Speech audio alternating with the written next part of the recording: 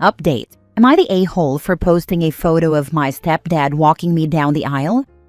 Original post. So for context, I, 23 female, have a very strained and rocky relationship with my bio dad, 45 male.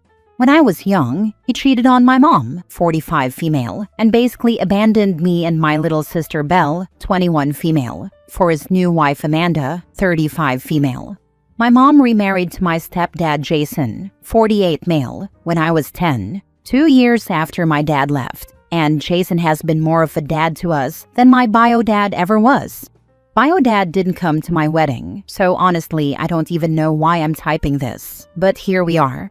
I recently married the love of my life Daniel, 24 male, on August 1st. The day was magical. Jason walked me down the aisle, and it meant so much to me. We went to Hawaii for our honeymoon, and when we got back, our photographer sent us a sneak peek of our wedding photos. Obviously, I posted a few, including one of Jason walking me down the aisle. An hour after I posted, Belle called me and asked me to take that particular photo down. She said our dad had called her, saying it was disrespectful to let another man walk me down the aisle. She told him, "Well, you weren't even at the wedding." He apparently responded with, "I would have gone if she'd let me walk her down the aisle." For the record, there was absolutely no way I was going to let him do that. He hasn't been there for me in years, and Jason has been the one who's actually acted like a father. Now Belle says I'm being petty and rubbing it in his face by posting the picture, and some extended family on his side have started making comments about how I shouldn't air family drama online. I don't see how posting a photo from my own wedding is airing drama, but now I'm wondering if I'm missing something. Am I the a-hole? Now for the top comments before reading the update. Not the a-hole. If your bio father feels like this was disrespectful, then he needs to look at himself. He should have been a better father, and that would have been him in the picture instead of your stepfather. Did he not go to your wedding because he wouldn't be walking you down the aisle? Or did he not go for another reason? He can't ride 2 horses with one ass. He can't be a crappy father and then expect to get all the perks of being a good dad. He didn't go only because Amanda wasn't allowed to have a part in the wedding. He was invited along with Amanda to not have drama, but here we are LOL, and Amanda wanted a part in the wedding, like how my mom had. Amanda didn't go dress shopping with me. She didn't have a say in anything, and frankly, my dad didn't like it, so he told me he just wasn't coming. Of course you're not the a-hole. I would even double down on this and post a follow-up thanking your stepdad, not only for walking you down the aisle, but for being there for you and raising you.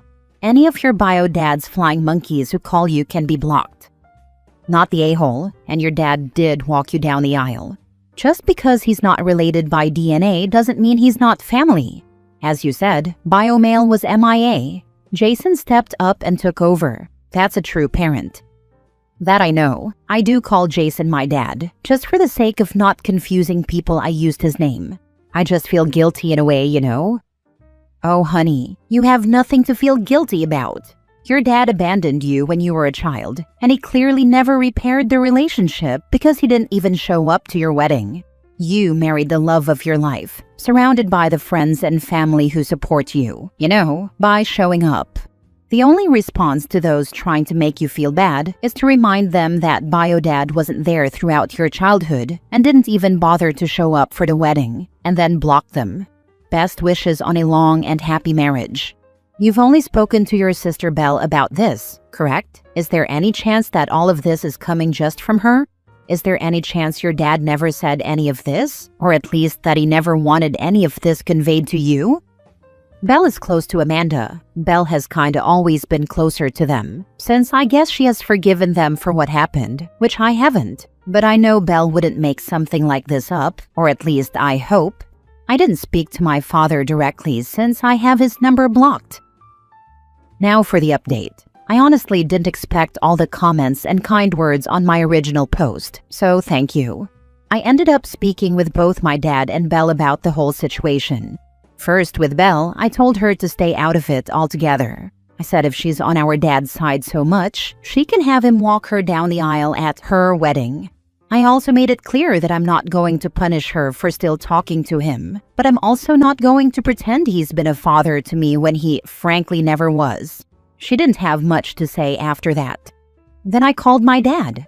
That conversation went about how you'd expect. He started with, "One day you'll understand," and that I needed to learn respect. I told him cheating wasn't respectful, and neither was abandoning your kids, and that he hasn't been there for me since I was 10. Jason, however, has been there every step of the way, and he is my father to me. That's when my dad hung up on me, LOL. Amanda then made a passive-aggressive Facebook post saying, "No matter things that happened in the past, you'll always be family." I'm about 99% sure that was about me, but I digress. At the end of the day, I'm still not taking the photo down. I don't want to make Jason upset if I do, and he deserves to be celebrated. I'm not letting my bio dad rewrite history just because it makes him uncomfortable. People get so entitled around weddings and babies. I'm proud of you. To be honest, it's telling how those big life events seem to pull hidden entitlement right to the surface. Your choice to keep that photo is really about honoring the person who actually showed up for you. Good for you. You should tell Amanda, no matter the future, once a deadbeat and a cheater, always a deadbeat and a cheater. Stand your ground and keep honoring Jason.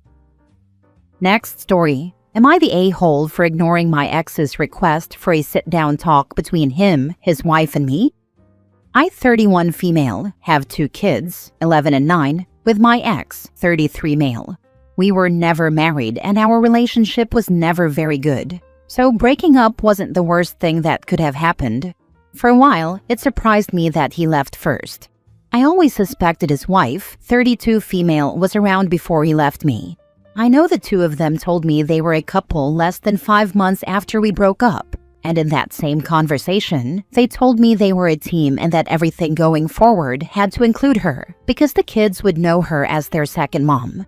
They told me to get used to hearing her called mom because they would not stop it and would actively encourage it.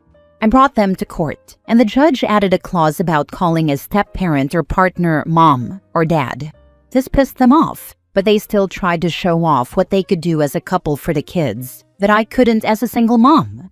My ex's wife also told me she would be the mother to their other siblings, that she was going to give my ex a bunch of babies, and that this would win the kids over to her even more. She said she would be the preferred mom even if they never got to call her that.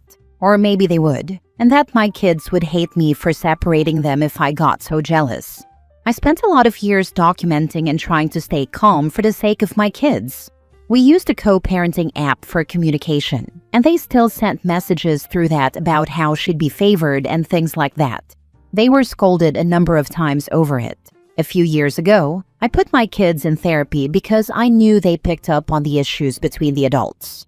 My ex's wife never got pregnant. I know I'll sound petty when I say this, but it made me so happy after all the gloating about how the kids would prefer her because she'd give them a lot more siblings.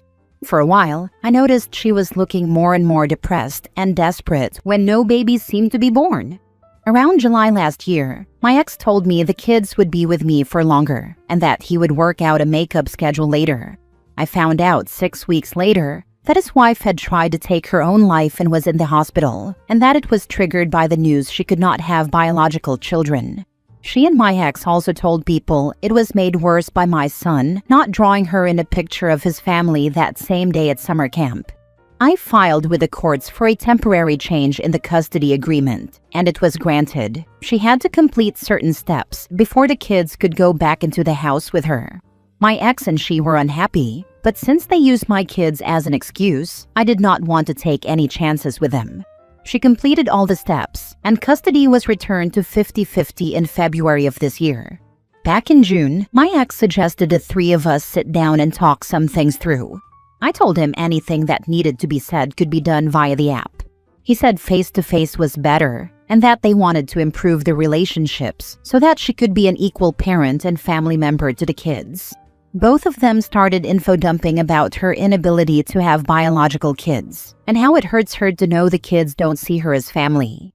They said they want us to put away the animosity so we can all be present and there for the kids, and that she realizes it won't happen while she hates my guts and wishes I would give the kids to her. I started ignoring the requests after first saying no because I do not think this will be a good idea and I do not trust them. They do not want us to do it over the app. The lucky thing for me is it's all in the app. And there are some concerning comments, like hoping I would let go of the no calling a step-parent or partner mom or dad rule, and things of that nature. When I did not reply and agree to meet up, my ex started saying I was not putting the kids first and that I needed to stop using everything against them in court. Am I the a-hole? Not the a-hole. And if they don't want their actions to come up in court, they should stop doing obnoxious things that an authority figure can see are wrong. I wanted to reply with that, but I have decided not to engage unless it's actually something important to do with the kids. That stops any escalation and shows the court I'm not engaging in petty fighting. This is very smart. Their fertility issues, her depression over it, and her subsequent actions are not your concern. Stay focused on the kids. If anything, she seems unstable and spiraling, and I fear their inability to manipulate you into doing what they want might cause her to lash out, spiral further, or worse. Please watch this situation closely. Having to send your kids into that home with what she has already said and done is quite frightening. I keep a close eye on things, and my kid's therapist does too. We'll know if things start to get worse through them or my ex's sister, who gave me more info last time. My ex doesn't communicate things to me that he should, and he was told he needs to stop withholding relevant information from me. Next story. Am I the a-hole for telling my fiancé to move out after a fight about how she treats me versus her coworkers? I 32 male work from home making over $100,000 a year. My fiancé, 30 female, is a doctor earning around $150,000 to $200,000. We live in my house. Since she's saving for her residency, I've never asked her to pay rent, utilities, or groceries. I handle most household chores because I know her job is demanding. I cook for her, make sure her bed's ready, and basically try to make home a place where she can rest without worrying about money or chores. Recently, I found out she treats her coworkers every single day. She admits she's a people pleaser, so I let it slide at first. But it hit me. If she can be that generous with other people, why does it feel like everything she does for me comes with conditions or strings attached? Example, I asked her to turn off the lights once because our electric bill hit $1,000, about $200 USD. She angrily handed me $40 for electricity, the only time she's ever chipped in for bills, even though I pay about $800 to $1,000 a month. She's complained about the cost of rides from my place to work, but even with that, she saves more living here than renting her own place. One day she had a day off and actually slept well. I asked her to wash the dishes. She got mad and called her mom to join the argument. Something I've told her before is a deal breaker. This wasn't the first time she's dragged her family into our disagreements. Today we argued again when she was telling me, cheerfully, how she regularly buys her co-workers food and coffee. I told her it hurts that she's so generous to them, but keeps score when it comes to me. She tracks everything she gives me, but not what she gives them. In the heat of the moment, I said, if this is how it's going to be, just move out. I know that was harsh, but I'm feeling unappreciated and like we're not really partners. More like I'm a live-in support system while she gives her best to other people. Am I the a-hole for saying that? Or am I just being overly sensitive and not understanding how stressful her job is? Now for the comments. Not the a-hole. She treats you like a doormat. Good thing your spine finally started to grow. The very fact that she goes as far as to call her mother to gang up on you over some dishes is very telling. Are you sure you want to marry into this? Seriously, if she's calling her mom over dishes, imagine future arguments. This is a preview, not a one-off, not the a-hole. Facts. If she's already calling her mom over something as small as dishes, it's only going to get worse down the line. That's not just stress. That's how she handles conflict, and it's not healthy. OP's not wrong for drawing the line. This has nothing to do with her stress levels. I'm sorry to have to tell you this, but she's using you. She has money to treat her friends, but not pay some bills or do any chores around the house. If you stay with her, you are going to have a serious conversation about financial responsibility. Also, the way she's treating you when she basically lives there for free is absolutely atrocious. Stick to your original thought. Kick her out. Not the a-hole. Last story. Am I the a-hole for paying for my little brother to eat the better school lunch, but not my step-siblings? I, 17 female, have a little brother, almost 15, and 2 step-siblings, 15 male and 13 female. Mom married their dad 2 years ago, and they've had bad finances since. One of the things that changed was how we could eat and what we could afford to eat. The high school my brother's stepbrother and I attend has 2 separate lunch menus, one for the free school lunch program and another for those who have money in their lunch accounts. I started earning money to pay into mine because the free lunch menu is bad, and when my brother started high school last August, I paid into his account, even though my mom thought he was getting the free lunches like my step-siblings. I wanted him to have the better lunches. My mom and her husband didn't find this out until July, when my stepbrother and stepsister complained about the 2 of us getting the paid lunches. My stepbrother told my stepsister, and she was upset because she's also on her middle school's free lunch program and doesn't like that she can't get the better menu options. My stepbrother said he was stuck with lame crap all year while we got burritos, rice bowls, and all kinds of better stuff. Mom asked me how my brother was getting the paid lunches when he didn't have a job, and I lied and said I didn't know. She said the only way that would be happening is if I was paying, because she certainly couldn't afford that. She asked me how I could justify only buying for him, and I told her he's my little brother, and I'll always look out for him. She asked about my other brother and sister. I told her I don't have another brother or a sister. She said I do, and I said I have a stepbrother and a stepsister, and if she got divorced tomorrow, they would no longer be my stepbrother and stepsister. I told her it's not my job to look out for them. My mom's husband wanted to know why I couldn't have told them, so they could make sure his kids got the better lunches, and I told him they would have stopped me because they don't have the money. Then he said it was bad enough I was getting them, but at least that was me paying for myself. He said if I pay for one, I should pay for all, and I told him that doesn't work when I'm paying for my sibling, not just anyone. He tried to argue that all 3 are my siblings too, but I told him the same thing and used the real sibling argument. With school starting back soon, Mom told me I'd better pay for all 3 if I don't want to turn into an awful person who divides our family.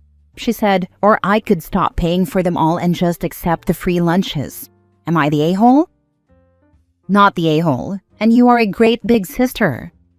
Thank you. I try to be, especially when we don't have a ton of family. Not the a-hole. You are only 17 and only working part-time. You have the right to get yourself something nicer, and it's a kind gesture to help your brother. It is not your responsibility to upgrade any of them. It's not like they're not getting fed. You're giving your brother, who you are blood related to and have bonded with, extra because it's within your means, but it's not your responsibility to give them the same, especially since it's only been 2 years. If you were an adult and working full-time, it may have been nice for you to give them the same, but you are not obligated either way. Why are they trying to parentify you? Does your stepfather contribute toward your costs? Even if he did, it wouldn't make you the a-hole. I think he's the reason we started to struggle as much as we have. I know he had debt before they married, and I've heard Mom say he needs to let her make the financial decisions because he can't be trusted. So there's that.